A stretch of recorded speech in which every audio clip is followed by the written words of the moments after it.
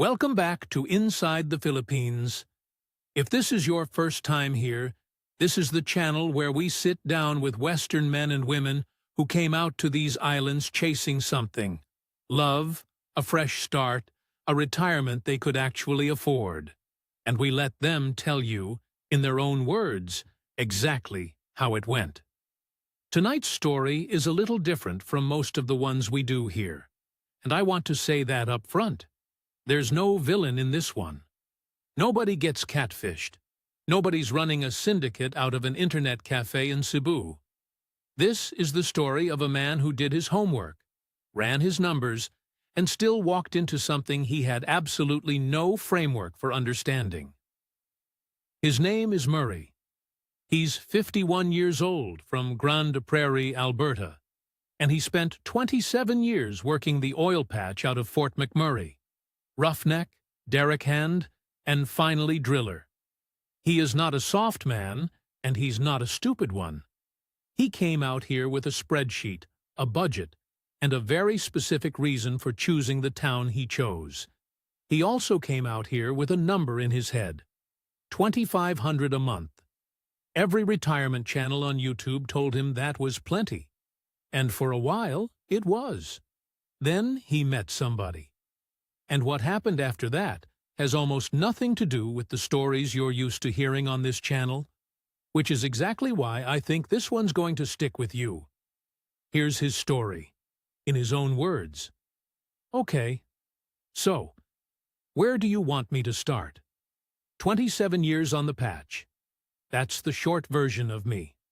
Started at 23 as a lease hand, worked up to roughneck, then derrick hand. Then I was drilling by 34. Mostly out of Fort Mac, but I did jobs all over. Fox Creek, Grande Cache, 6 months up near the Territories one winter, where it got to -51, and the diesel gelled in the trucks. 3 weeks on, 1 off. That was the rhythm of my whole adult life. You live in a camp trailer, you eat cafeteria eggs that have been sitting under a heat lamp since 4 in the morning, you work your tour, you sleep, you do it again.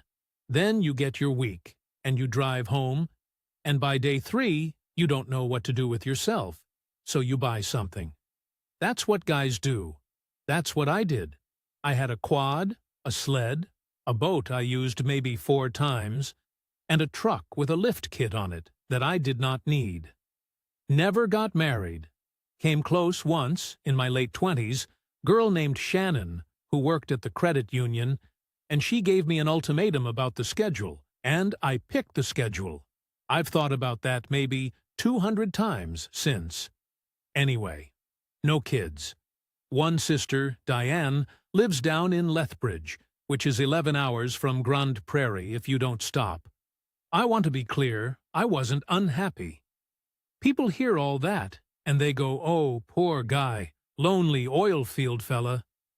I wasn't. I liked the work. I liked the crew. There's something about a rig at 3 in the morning in January. All the lights on it, steam coming off everything. I don't know how to say it without sounding like an idiot. It was good. It was a good life. Then, in 2022, I started bleeding. I ignored it for about 4 months because that's what you do, and because the walk-in in town had a 6-week wait. And I was on tour anyway. When I finally went in, the doctor was maybe 35, and she said it very flat, which I appreciated. Stage 3, colon. She drew it on a piece of paper. I'm not going to do the whole medical thing on you. Surgery in Edmonton, 14 months of chemo, and for a stretch in there, I had a bag, which, look, there's no dignified way to explain a colostomy bag to a guy you used to work with. So I stopped answering my phone. That was my choice. I'll own that. But here's the thing I keep coming back to. When you're in for treatment, they've got you sign in and out, and there's a visitor log at the desk, and near the end of it, I was sitting there waiting, and I looked at that log, like flipped back through it, weeks of it. And there were 2 entries with my name on the visited line. Both of them, Diane. 22 hours of driving, twice. 27 years of cruise, hundreds of guys, 2 entries. I'm not saying that to make anybody feel bad, including them. Guys are busy. Guys don't know what to say. And I'd have been just as useless if it was one of them. But you don't unsee a thing like that.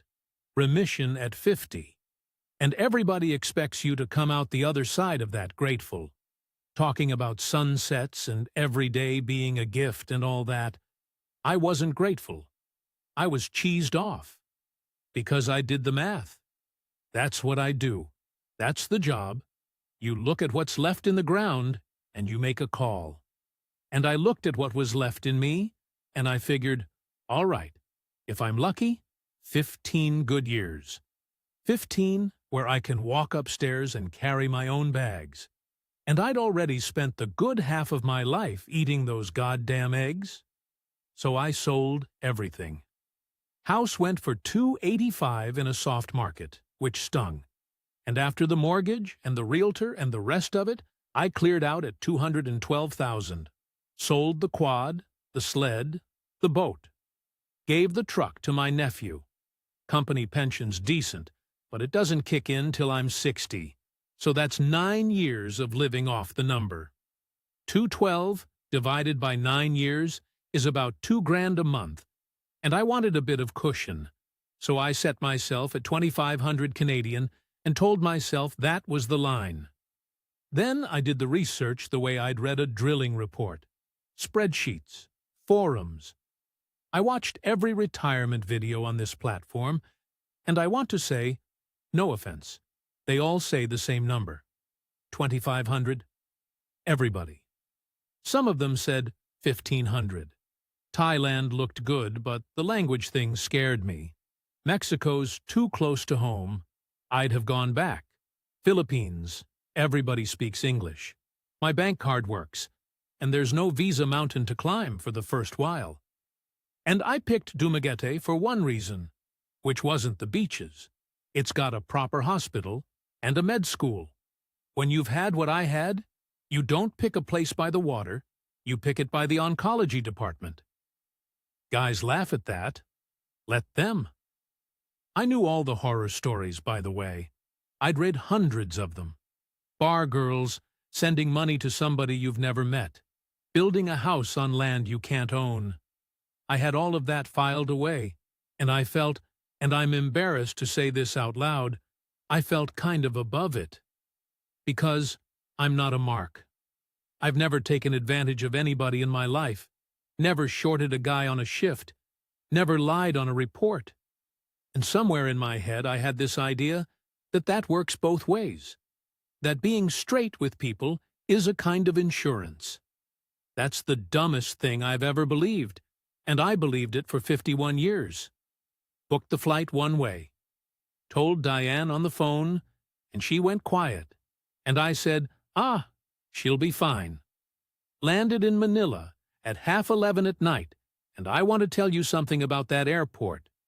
The heat hits you before you're off the jet bridge. Not like a hot day back home. It's like somebody's breathing on you. I'd come from Grande Prairie in February, -28, and 18 hours later I'm standing in a queue at Naya Terminal 3 with sweat running down the back of my shirt and a duffel bag with everything I own in it. Everything I own. That's not an exaggeration. 2 bags. 51 years old. Slept at a hotel near the airport, someplace with a shuttle, and flew down to Dumaguete the next afternoon on Cebu Pacific. That flight's about an hour and change, and when you come in over Negros, you can see the water go from that deep blue to this pale green color right along the coast, and there's the volcano off to the left, Canlaon, with clouds sitting on it. I'm not a poetic guy, but I remember thinking, well, all right, Dumaguete Airport is basically a shed. You walk down the stairs off the plane and across the tarmac, and there's a guy holding a sign and 100 people waiting behind a fence. Baggage claim is one belt. I liked it immediately. Got a place within about 9 days. Furnished one-bedroom in a little 4-unit building 2 streets back from the boulevard. P 18,000 a month, which is about 430 Canadian. Aircon in the bedroom, tile floors, a landlady named Mrs. Ledesma who lived downstairs and who I don't think ever once used my name. Just Sir. I'd say Murray and she'd say Oppo, sir. Now, here's the part 1000 actually proud of, and I don't have much in this story to be proud of, so let me have it. I ran that first 6 weeks like a job. I had a notebook. Not an app, a notebook. The same kind of write-in-the-rain thing I used to keep on tour. And I wrote down every peso I spent. Every single one. Rent, groceries, tricycle, water delivery, the lot. And at the end of the first month, I added it up, and I'd spent P71,000, call it 1,700 Canadian, and my line was 2,500. $800 under. I sat on the little balcony with a San Miguel Pale Pilsen, and I felt, I don't know how to describe it without sounding sad. I felt like a well had come in, like the numbers on the report matched the numbers in the ground. That's a specific feeling, and it's the best one I know. The routine came together fast. Up at 5:30. Because you're up at 5:30 whether you like it or not, the roosters start around 4, and there's no negotiating with them. And there was a church 2 blocks over that rang bells at some hour I never did figure out the logic of. Down to the public market for mangoes and whatever fish looked right. There's a smell in that market I still think about. Wet concrete and fish and diesel and something sweet underneath it. Coffee at the same place on the boulevard every morning. This little spot where the girl started making my order when she saw me crossing the street. Tricycle drivers on the corner learned my name in about a week. Renee, Boyer, and a kid everybody called Toto, who couldn't have been 19. P15 to town, P20 if I had bags. 20 pesos is 50 cents. I overpaid all 3 of them constantly and told myself it was fine, because it was fine. Evenings I'd walk the boulevard. The whole town comes out at sunset. Families, kids, students from Silliman University, guys selling balut out of buckets, and there's always a basketball game going somewhere with a hoop nailed to a coconut tree. Karaoke coming out of somebody's house every single night. Always the same songs. I heard My Way so many times that first month I started to have opinions about it. And there's a bar on the boulevard where the expats drink. I'm not going to name it. You know the one. Every town has one. I went in maybe 4 times total. And I want to be careful how I say this because these were not bad guys. But it was 10 in the morning, and there were 6 of them at the bar already. And every conversation was a warning. Don't buy anything you can't carry. Don't put your name on it. Don't put her name on it. There was an English fella, Ray, 70-odd, who'd built a house in Zamboanguita for a woman and lost the whole lot. And he'd tell you about it inside 4 minutes of meeting you. Every time. Same 4 minutes. I stopped going, and I'll be honest with you about my reasoning, because it's ugly. I looked at those guys and I thought, you're bitter. You're bitter and you're drinking at 10 in the morning and you lost. And I don't take advice off a guy whose well came in dry. That's what I thought. In those words, near enough. 27 years I ran crews, and I'd have fired a hand for that attitude. Guy's been on the job 30 years, and he tells you don't stand there, you don't stand there. You don't ask him to justify it. But out here, I decided that experience was just sour grapes, because it didn't fit what I wanted. Anyway, the pharmacy. Here's the thing nobody puts in the retirement videos. When you've had what I had, you don't get to just show up somewhere. I still needed supplies. I'd had the reversal by then, the bag was gone, but there's ongoing stuff, barrier creams, the specific kind of wipes, and I was on a maintenance med I had to keep filled. And that's harder to source out here than you'd think. Mercury Drug had some of it. The rest I had to order in. There's a pharmacy on Purtice's Street, which is the main drag through town, across from where the jeepneys queue up. Fluorescent lights, glass counter, that cold, clean smell every pharmacy in the world has. I ended up in there every couple of weeks. Malou worked the counter. 38. Small, wore glasses, hair pulled back, and had one of those faces that doesn't give you anything until she decides to give you something. She wasn't flirty. That's the part one want you to understand. Not once. There's a certain type of interaction a 51-year-old white guy gets in this country, and this was not it. She was efficient to the point of being a bit short with me. The third or fourth visit, she's ringing up my order, and she looks at the list, and then she looks up and asks me, flat, like a nurse, how long since the reversal, and whether I was getting the leaking around the site. Just like that. No dancing around it. Every person I'd talked to for 2 years had done this thing where their eyes went somewhere else when the subject came up. My own crew. Diane, even, a bit. And here's this woman at a counter on Purtice's Street asking me a straight technical question about my own guts, like she's asking about a truck. I said about 8 months, and, yeah, a bit. She said her father had colon trouble, said it the same flat way. Then she recommended a different barrier cream that was $180 cheaper than the one I'd been buying, and told me the one I was buying was a waste of money. That's it. That's the whole first conversation. I walked out into that heat and stood on the sidewalk for a second with my little paper bag, and the jeepneys were going, and somebody's radio was on, and I thought, huh. Took me 2 more visits to ask her to dinner. She said no. She said no, twice, actually. I want to get that right, because it matters to the whole rest of this. First time she said she was working. Second time she said she was covering a shift for a girl named Divine, whose kid had dengue.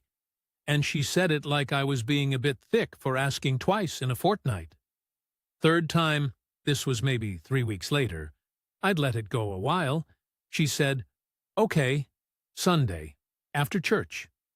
We went to a place called Gabby's, up on the 2nd floor overlooking the boulevard. Nothing fancy, ceiling fans, plastic menus, that view of the water and the ferries going over to Sikihor. She had grilled squid and a Coke. I had the sinigang because I'd read about it and wanted to seem like I was trying. And I'll tell you now that sour soup in 32-degree heat is a decision. And at the end, she took the bill. I mean, she physically took it off the table. I put my hand out and she moved it and said, in that flat way of hers, that I paid for the medicine, she pays for the food, which made no sense at all. I paid for my own medicine. That's how a pharmacy works. But she'd decided. And that was that. 620. $14, 50 Canadian. I have thought about that 620 more than any other money in this entire story. So that's how it went for a while. She kept working.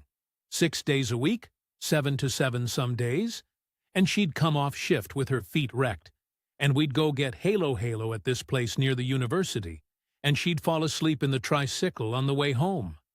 She never once asked me for load. Not once. In 4 months.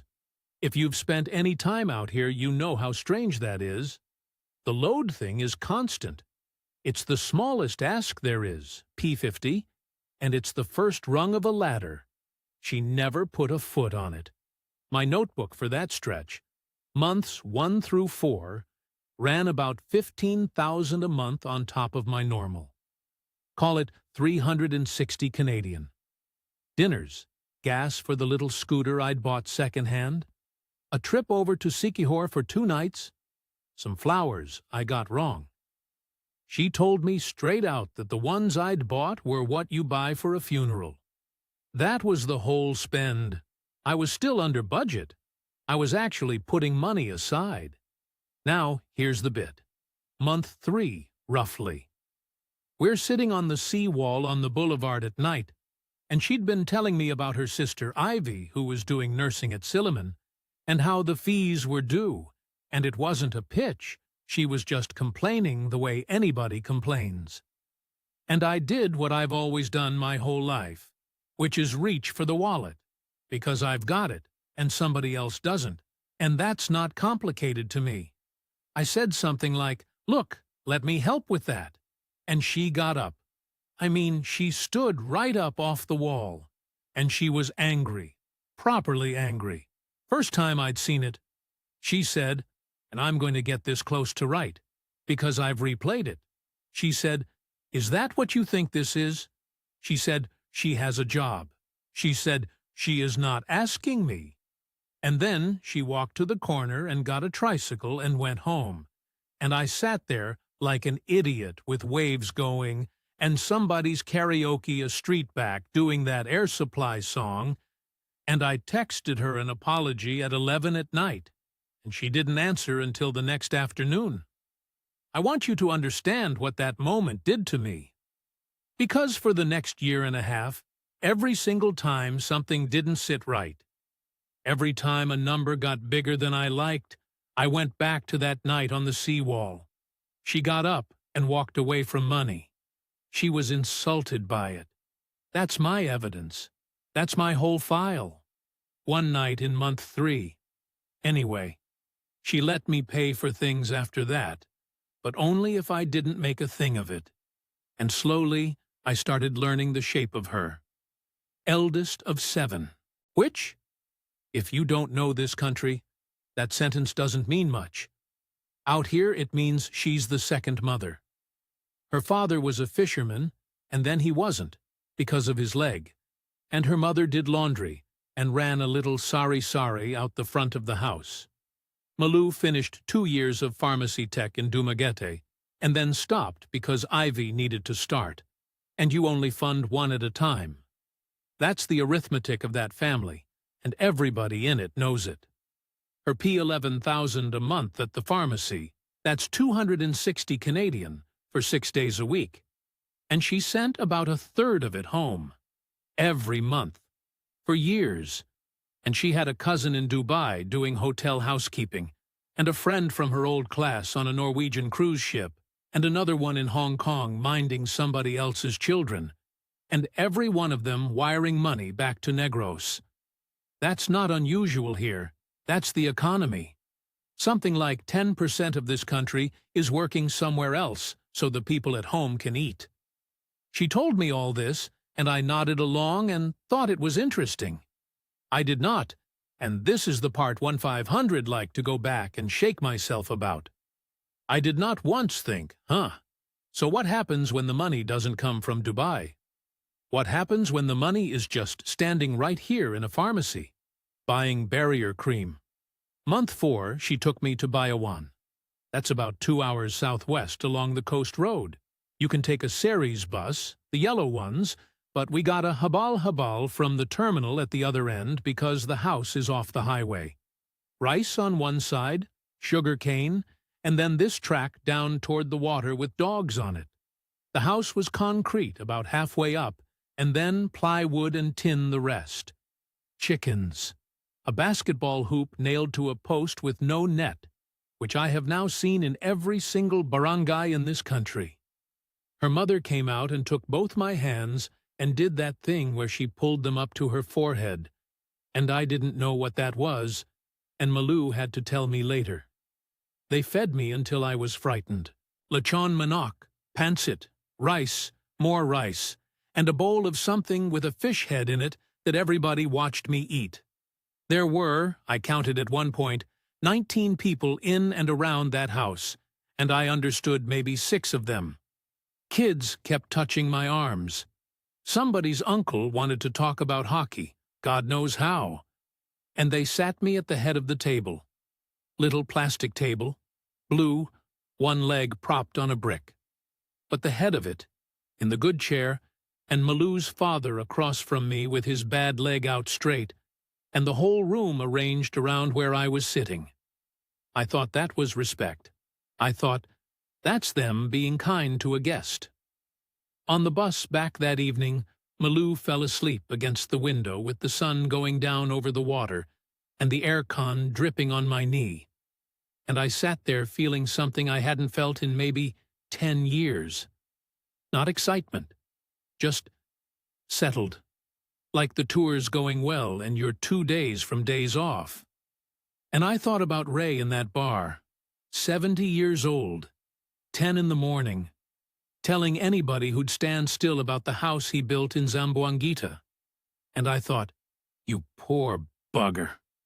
You just picked wrong. It was my idea.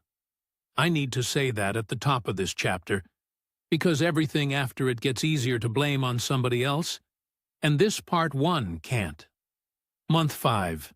She'd done a double, some inventory thing, and she came out of that pharmacy at 8:10 at night, and she couldn't get her shoe back on properly because her feet had swelled, standing on tile under fluorescent lights for 12 hours. And she's 38, and she'd been doing that since she was 22. And I'm sitting there on a plastic stool outside with a bottle of water, 51 years old, retired, nothing to do all day but walk the boulevard and read forums. So I said, "Why don't you just quit?" She said, "No." Straight off. Didn't even think about it. I kept at it for about 3 weeks, and I want you to hear how reasonable I sounded to myself, because this is how a man talks himself into things. I said, "Look, you make $11,000 a month. That's $260 Canadian. I spend more than that on tricycles and San Miguel. You're wrecking your legs for money I've got sitting in an account doing nothing." That's true, by the way. Every word of it was true. That's what makes it dangerous. She held out until about week 4, and then one night she said, "Okay, but only if it's not charity." And I said, "Fine, call it whatever you like." We called it an allowance. $25,000 a month. That's about 600 Canadian. Now look at that number for a second, because I didn't, not properly. I didn't replace her wage, I more than doubled it. My reasoning at the time was that $11,000 was insulting, that I wasn't going to hand a grown woman a wage that was already too small, that I could afford the difference, and it made me feel like a decent guy. What I actually did, and I only see this now, is I set a new number for what a household in her family could be expected to produce. Her P11,000 was what Malou could earn. The P25,000 was what Murray could pay. And once everybody's seen the second number, the first one doesn't exist anymore. Then we moved. Her place was a room in a shared house up near the ring road with her cousin and her cousin's kid. Mine was the one-bedroom at $18,000. Neither worked for 2 people, so we took a 2-bedroom in a proper little compound out toward Bantian with a gate and a bit of yard. $32,000 a month. 765 Canadian.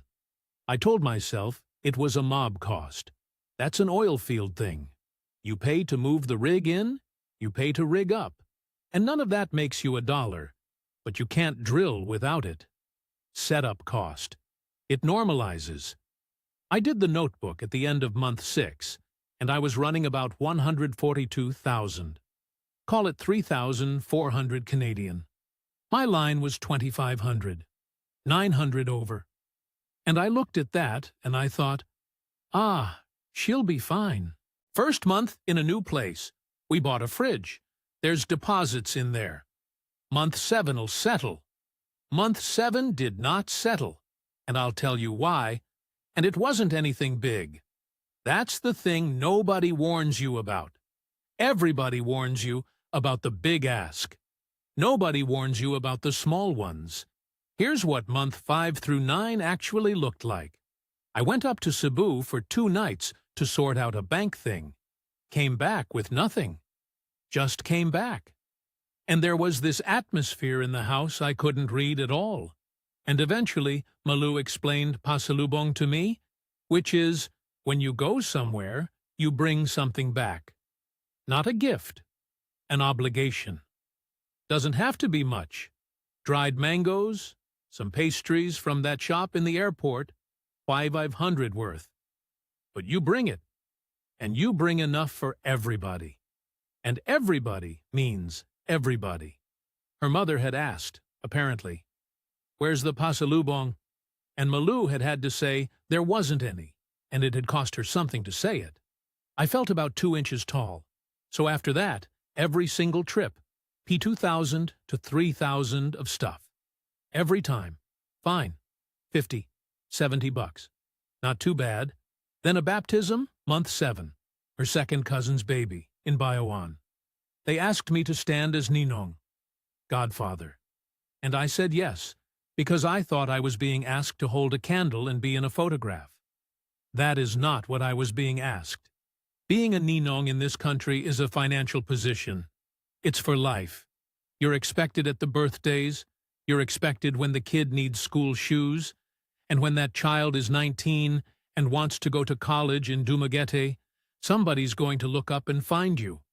There were, I want to say, 11 Ninongs and Ninangs at that baptism, which is how they spread it around. But I was the Kano.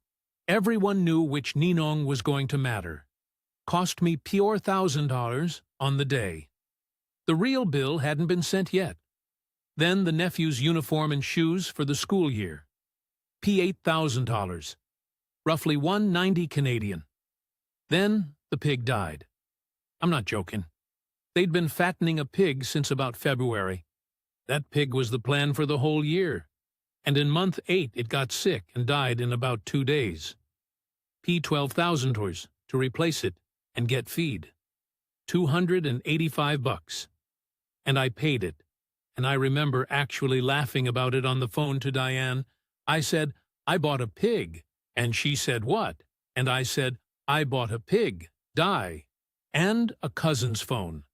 That one was 6,500, and I never did work out which cousin. And here's the part that kept me from seeing any of it. Every one of those requests came through Malou. Not one of them came at me directly. Not one. Her mother never asked me for anything in her life. Her father never asked me for anything. It always arrived as Malou standing in the kitchen doorway at 10 at night, not looking at me, saying my mother says the pig is sick, and then going quiet. And she hated it. That was obvious. She'd get this stiff, formal way of talking about it, like she was reading somebody else's letter out loud. So I read her discomfort as proof. Proof she wasn't behind it. Proof she wasn't the one working me. Every time she came into that doorway looking miserable, I thought, well, there it is. This one's straight with me. What she actually was stuck in the middle. She was the pipe between the pressure and the surface. She was carrying it both directions and getting squeezed from both ends. And I took that squeeze as evidence she was on my side, when really it was evidence there were sides. And once, month 8, in that kitchen doorway, she said something I still hear. She said, "You don't have to say yes." Just that. And I said yes anyway, because what else does a man say when he's got 200 grand in an account and somebody's asking for 200 bucks? And her face did this thing. Relief and shame at the same time, both together, and she went out to the yard and stood there a while. I think about that a lot. She gave me a door. I looked right at it, and I chose the wallet, because the wallet was easier, and because saying yes made me feel like the biggest man in the room. End of month 9. I sat down with the notebook. 208 days of entries in that thing, my handwriting, columns, the whole works. Ran the totals. Averaging about 3,200 Canadian a month against a plan of 25. And I closed it. And I put it in the drawer under the passport. And I did not open it again for 10 months. That's the decision. Right there. Not the pig, not the allowance. A driller who stops reading the gauges isn't drilling anymore. He's just hoping. Month 11. Middle of the night, and Malou's phone goes. I knew before she said anything, because a phone that rings at that hour out here is never good news, and because of the way she went silent, listening to it. Her father had gone down at the house in Bayawan, left side. They'd got him to the district hospital, and then the district hospital said no, take him to Dumaguete. We met the ambulance at Silliman Medical Center at about 4:30 in the morning. And I want to describe that place because if you've never been in a Philippine hospital at 4 in the morning, you don't have the picture. Fluorescent lights, tile, families sleeping on the floor in the corridor on flattened cardboard because there's nowhere else for them to be. A vending machine, somebody's kid crying, that smell of disinfectant over something older. And you don't get treated first and billed later. You get billed first. There's a window, and you go to the window, and they tell you the deposit. P80,000 to admit and start the workup. 1,900 Canadian. I paid it with a card standing at that window at about 5 in the morning with my flip-flops on. Over the next 9 days, it came to 240,000. Call it 5,700 Canadian. Scans, the ICU days, drugs, a private room because there wasn't a bed in the ward, and a physio who came twice. And I want to be very clear about something. I'd pay that again tomorrow. I'd pay it again right now. That man had been fixing nets with a bad leg and eating fish he caught himself for 63 years, and he'd never asked anybody for a thing. And I had the money in an account earning nothing. There is no version of me that walks away from that window. None. That's not the mistake in this story. The mistake is what I noticed on about day 3 and didn't do anything about. Nobody asked me. Not once, over 9 days, did a single person in that family say, "Murray, can you help?" Malou didn't ask. Her mother didn't ask. Nobody said please. Nobody said thank you in the way I'd have understood it. Nobody said, "We'll pay you back," and we both know we won't. What happened instead is that on day 1, at that window, everybody in the corridor turned and looked at me. And then it was handled. That was it. That was the whole transaction. 20-odd people all understood at the same moment that the problem had a solution standing right there in flip-flops, and the looking was the asking, and me stepping up to the window was the answering. I'd been promoted. That's how it felt. No interview, no vote. I'd come out here to retire, and I'd been made head of a household of about 20 people. And the thing about a promotion like that is, nobody ever tells you it's happened. They just start behaving like it did. He came home about 3 weeks later. Speech mostly back, right side fine, left arm never came right. They took him back to Bayawan in a hired van, and the whole barangay came out. And then, in a way I couldn't have stopped, even if I'd understood it. Everything got easier to ask for. Not because they'd become greedy. Because I'd become family. In that culture, those are the same event. Once you're inside the circle, the money is just circulating, and the only person still thinking of it as his money is you. So, months 12 to 14, tuition, Ivy's nursing, and the youngest brother Jomar's last 2 years of high school, with boarding in town. P70,000 for the year, about 1,670 Canadian. And I said yes to that one fast, because that's the one I actually believe in. You get a nurse out of that family, and they never need me again. That was the logic. It's not bad logic. Then the multi-cab. Second hand. 185,000. 4,400 Canadian. That's for Bong, the brother, so he could run a route between Bayawan and the barangays out past the sugar. And I sat down with him with a bit of paper and did the numbers on it. Fuel, fares, how many runs a day, and I liked doing that. Felt like work. Felt like being useful. He drove it for about 4 months before the clutch went, and I'll get to that. Then the sari-sari. P $60,000 to stock it properly. 1,400 Canadian. Shelving, a chest freezer, the initial load of shampoo sachets, and Lucky Me noodles and cigarettes sold one stick at a time. Malou's mother had been running one out the front window for years on about $3,000 of stock, and this was going to make it a real one. And I want to tell you that I wanted this to work more than they did. That's the truth. I needed one of these things to turn into something that stood on its own, because somewhere in the back of my head I'd started keeping a different set of books. Not money, but exits. Which of these things eventually means they don't need me? Then, the house. Month 14. It came up sideways, over lunch, the way everything did. The old place was concrete, to about waist height, and then plywood and tin. And every typhoon season somebody was up on the roof with wire. And the mother said something about how it would be good to finish it before the rains, and Malou translated, and there was a silence about a foot deep in that room. 1.4 million. 33,000 Canadian. Now, I knew. I want that on the record. I knew that a foreigner cannot own land in the Philippines. I'd read it 80 times on those forums.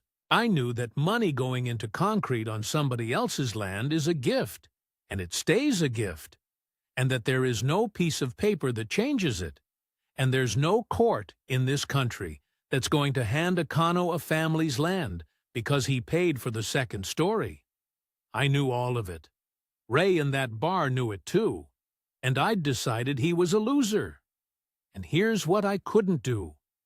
I could not sit at that blue plastic table, in the chair at the head of it, 6 weeks after that family watched me stand at a window at 5 in the morning and keep their father alive. I could not sit there and say I want my name on something. That would have been the single most insulting thing anybody had ever said in that house. It would have said, I have been doing arithmetic on you, which I had been. But you can't say it. So I said yes, and I asked no questions about title, and I never once raised it. Not because I was fooled, because I was ashamed of the question. The night before I sent the first payment, P$400,000 up front for materials, Malou sat on the edge of the bed with her back to me for a long time. And she said she didn't want this. She said it very quietly. She said, I never wanted you to build a house. I asked her what she wanted instead, and she said she didn't know, and she cried a bit, and then she said, thank you, which is a strange pair of things to say, back to back, and I've never fully got to the bottom of it. I remember thinking, she's overwhelmed. Nice girl, overwhelmed. I did not think, she can see the end of this, and I can't. The rains came, and the roof went on, and there was a blessing, a priest, food for 80 people. I stood in the yard holding a San Miguel while people I'd never met shook my hand. That night, back in Dumaguete, for no particular reason, I opened the banking app. 19 months in, and I sat looking at that number on the screen for a long, long time with the aircon rattling. The number on the screen that night was $164,000.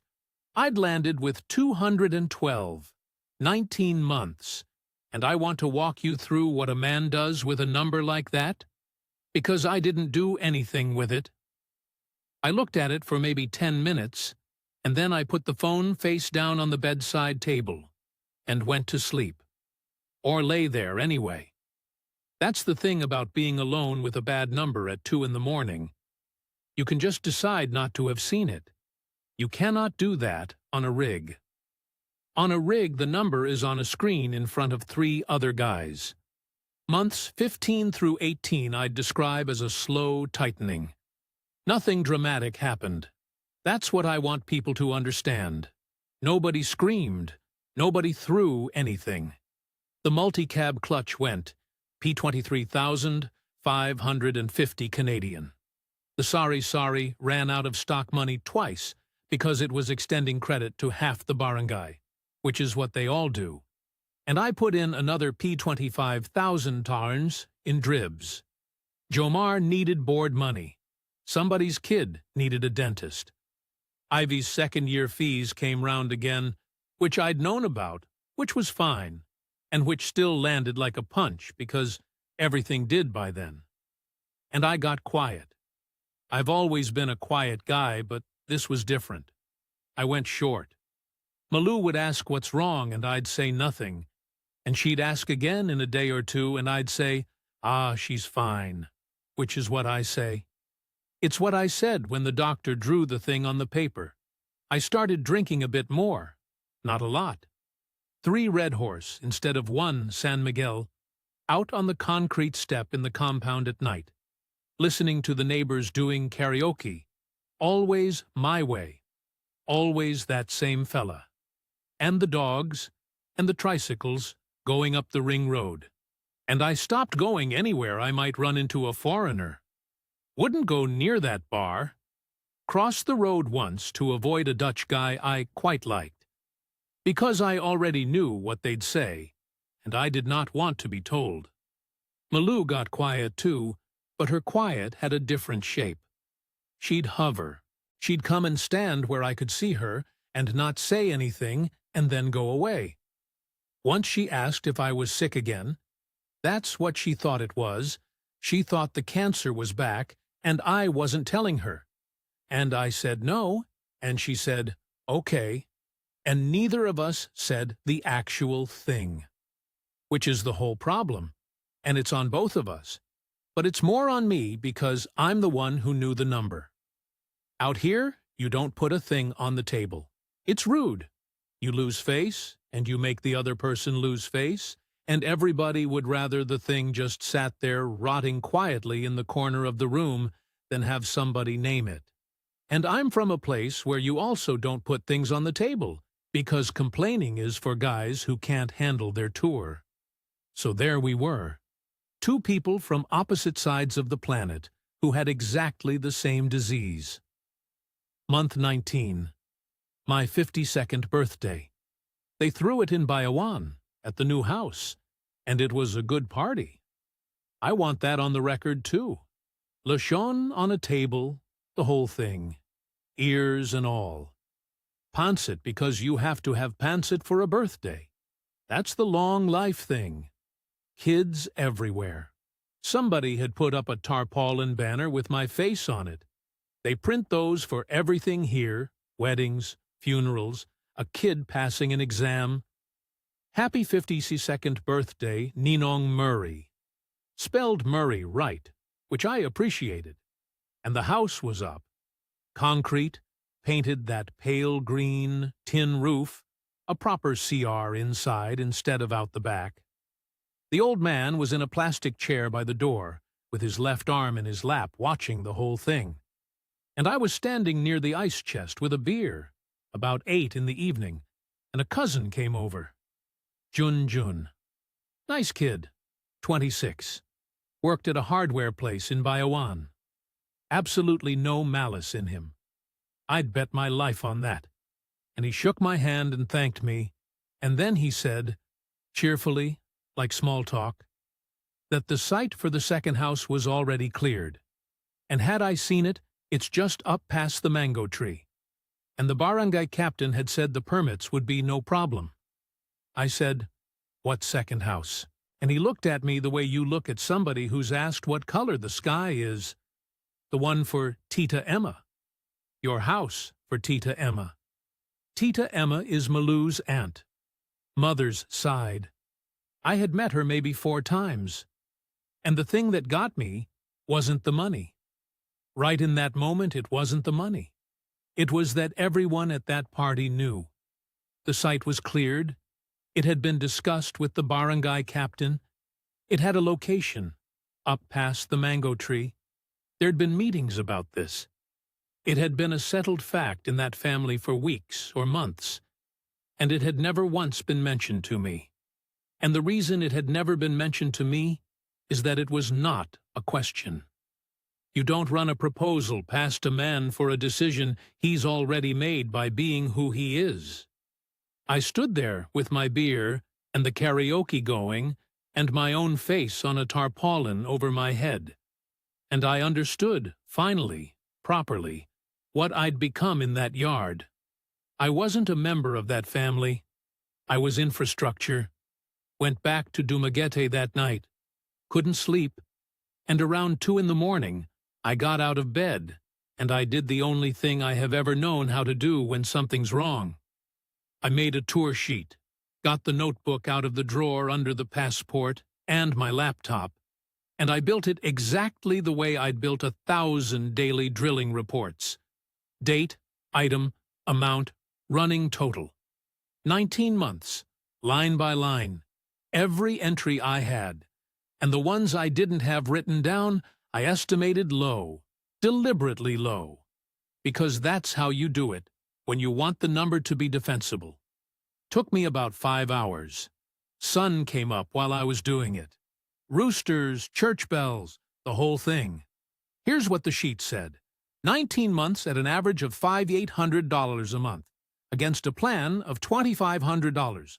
Total gone, $62,000 in round numbers. Hospital $5,700, house $33,000, multicab and repairs about $5,000. Tuition, store, uniforms, pig, phone, ninong, pasalubong, the small stuff. Nearly 10,000 Canadian in a pile of items where the biggest single one was $300. Balance, $150,000. To last until I'm 60. And then a pension of about $1,900 a month. At that burn rate, I had 26 months. I woke her up, which I'm not proud of. It was 5:30 in the morning. But I turned the laptop round and I showed her the sheet. And here's the thing I need you to hear, because it's the part that people always get wrong when I tell this. She didn't deny anything. There was nothing to deny. Every number on that page was correct. And she knew every one of them. She read it. She's not stupid. She worked a till for 16 years. She can read a column. And she went white, and she started crying. And it wasn't the loud kind. And she was bewildered. That's the word. She kept saying, "But you never said stop," which I hadn't. Not once. 19 months. And I never said the word no to anybody in that family a single time. Then she said the thing. She said, "I thought you understood what it means to marry into a family." And I said, "We're not married." And she looked at me like I'd hit her and said, "I know." I went outside and sat on the step. 6:30 in the morning, already warm. Tricycles going. Somebody's radio. And I sat there with my head in my hands, trying to find the villain in it, because I'd have felt a hell of a lot better if there'd been one. There wasn't one. There was a woman who'd never lied to me, a family who'd never asked me, and a man from Alberta who never once opened his mouth. It took about 6 weeks to end, and there was no scene in it anywhere. I want to say that because people expect a scene. They expect somebody throwing a suitcase off a balcony. What actually happened is, I sat her down at that plastic table in the compound about 3 days after the birthday, and I told her the truth in the flattest way I know how. I said, "I can't build the second house. I can't do the $25,000. If I keep going the way we're going, I'm broke at 54. And then I'm a problem for your family instead of a solution. And I've seen what this country does to a foreigner with no money." And she didn't argue. Not one word. That's the part that got me. I think some part of me wanted her to fight about it. Wanted her to shout or accuse me of something or beg, anything I could push back against. Because if she'd fought, I'd have been able to be angry. And being angry is a lot easier than what I actually had, which was 2 people sitting at a table who both knew it was already over, and neither of whom had done anything wrong. She just went quiet, and her quiet lasted 6 weeks. We tried, sort of. I dropped the allowance to P12,000, and she went and got a job at a different pharmacy, one out near Robinson's, worse hours, 10,500 a month. And the family didn't get angry either, which somehow made it worse. The messages just slowed down and got polite. Very polite. Nobody said a bad word about me in that whole business, and I've asked around since, and nobody has. But when the money stopped, so did the reason. Not for her, for everybody around her. And she was standing in the middle of that, with nothing to hand anybody anymore, and I watched her get smaller in that house week by week. Last morning I carried my own 2 bags down to a tricycle. Toto's tricycle, actually, the kid from the corner, still driving. Her mother had come up from Bayawan for some reason I've forgotten, and she stood in the doorway with her hands together looking like she wanted to apologize for something that wasn't hers to apologize for. And Malou stood on the step, and she said, "God bless you, Murray," which people say out here constantly. It's nothing. It's like saying, "Take care." She meant it, though. And she wasn't wrong to mean it. And I couldn't say anything back, so I said, she'll be fine. Right. The accounting. $150,000 left. That has to carry me 8 more years. And then the pension comes in around $1,700 a month, and I'm all right forever after that. So I'm not destitute. I want to be honest about that, because there's guys in this town who genuinely are, and I'm not one of them. But I've got no house, no land, no title to anything. That concrete house outside Bayawan is standing right now with a green roof and 11 or 12 people living in it, and my name is on no piece of paper anywhere near it, and never could have been, because a foreigner cannot own land in this country, and I knew that going in. And here's a thing I've had to sit with. On balance, I'd rather it exists than not. A stroke patient with a bad arm is living in a dry house instead of under tin. And Ivy's a nurse now, passed her boards last November, works in Bacolod, sends money home. So P1.4 million bought a dry house and a nurse. That's not nothing. That's not what I'd call a scam. I'm in Valencia now. That's up the hill, about 20 minutes out of Dumaguete, and it's 4 or 5 degrees cooler, which at my age matters more than the view. 1 bedroom, P9,000 a month, 215 Canadian. Grow a few things. Bought a decent second-hand bike. And I've got the notebook back. Right in the rain, same as before. Every peso. I'm running at about 2,000 Canadian a month now, which is under my original line. And I'll tell you what, it was never a hard number to live on. 2.5 grand is loads out here. Loads. For one man, it's practically luxury. I send Malou P5,000 a month. That's $120. She never asked for it, and she's tried to refuse it twice. And I text her on Sundays. Every Sunday, about 11 in the morning after her church. Nothing big. Just, how's your dad? How's the store? That sort of thing. She always answers. She sent me a photo at Christmas of the whole lot of them outside the house, everybody squinting, and I looked at it for a long time. So, what do I actually know now? First thing, I was not scammed. And I know that's the part people don't want, because there's about 400 videos on this platform where the woman's a monster, and the audience gets to feel clever. Malou never once lied to me, never once asked me for anything for herself. She walked away from money on a seawall in month 3, and she meant it that night, and I believe she'd have meant it forever. What happened is that I was let in, welcomed, made ninong, sat at the head of the table, and the price of that seat is exactly the same for a Filipino son-in-law as it was for me, except a Filipino son-in-law knows the price, and I didn't. Utang na loob, all of that. That's real. That's not a con. That's how a family survives with no pension and no insurance in a country where the hospital bills you before it treats you. Their system has held people alive for 400 years. It's not their fault I walked into it with a Canadian spreadsheet. Second thing, being decent is not protection. That's what I brought over here, that idea. Never take advantage of anybody. And nobody takes advantage of you. 51 years, I believed that. It's not insurance. It's not even relevant. Nobody in this story took advantage of me, and I still went through 62 grand in 19 months.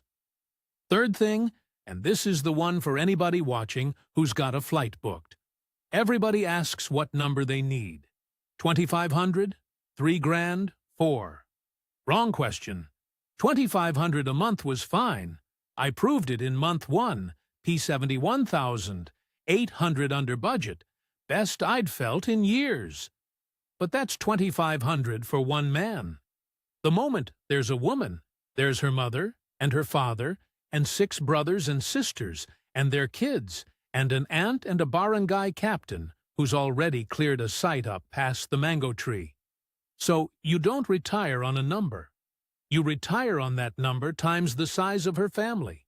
And you'd better know that number before you fall in love, because after that, you can't ask it without insulting everybody in the room.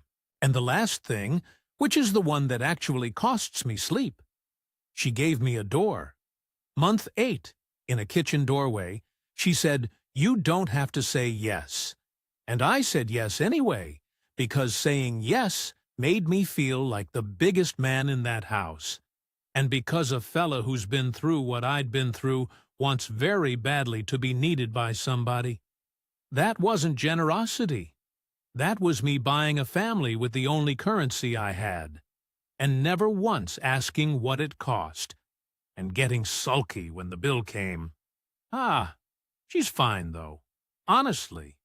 I'm here, aren't I? 15 good years, I said. I've used up 2 of them. That leaves 13 and a notebook, and a bike. Not too bad. That's Murray. He asked us to say that he's not looking for sympathy, and that if anybody's got questions about the medical side of retiring out here after an illness, he's happy to be put in touch. And I want to leave you with the thing that makes this story different from most of what we cover on this channel. There was no deception here. Nobody ran a scheme. A woman who refused money got a man who couldn't stop giving it. And a family did what families in this country have always done, which is take care of each other and quietly assume that the man at the head of the table is part of that arrangement.